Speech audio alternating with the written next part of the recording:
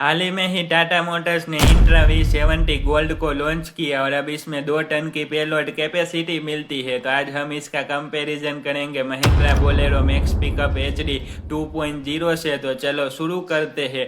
Intra में warranty मिलती है 3 ईयर 1 लाख किलोमीटर की, वहीं बोलेरो में वारंटी मिलती है 3 ईयर 1 लाख किलोमीटर की। वहीं इंट्रा में 15 इंच के टायर मिलते हैं, वहीं बोलेरो में 16 इंच के टायर मिलते हैं। वहीं इंट्रा में फ्रंट में डिस्क ब्रेक और रियर में ड्रम ब्रेक मिलती है, वहीं बोलेरो में भी फ्रंट में डिस्क ब्रेक और रियर में ड्रम ब्रेक मिलती है।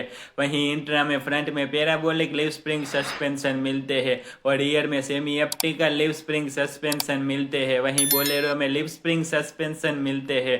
वहीं इंट्रा का व्हील बेस है 2600 mm, वहीं बोलेरो का व्हील बेस है 3290 mm। वहीं इंट्रा में 35 लीटर का डीजल का टैंक मिलता है, वहीं बोलेरो में 60 लीटर का डीजल का टैंक मिलता है। वहीं इंट्रा में 10.2 फीट लंबा डाला मिलता है, 5.8 फीट की चौड़ाई मिलती है और 2 टन की पेलोड कैपेसिटी मिलती है। वहीं बोलेरो में 10 फीट लंबा डाला मिलता है, 5.5 फीट की चौड़ाई मिलती है और 2 टन की पेलोड कैपेसिटी मिलती है। वहीं इंट्रा का GVW है 3485 kg, वहीं बोलेरो का GVW है 3895 kg। वहीं इंट्रा में हाइड्रोलिक पावर स्टीयरिंग मिलता है, वहीं बोलेरो में पावर स्टीयरिंग मिलता है। वहीं इंट्रा में 1+1 की पार्सिंग मिलती है, वहीं बोलेरो में 1+2 की पार्सिंग मिलती है।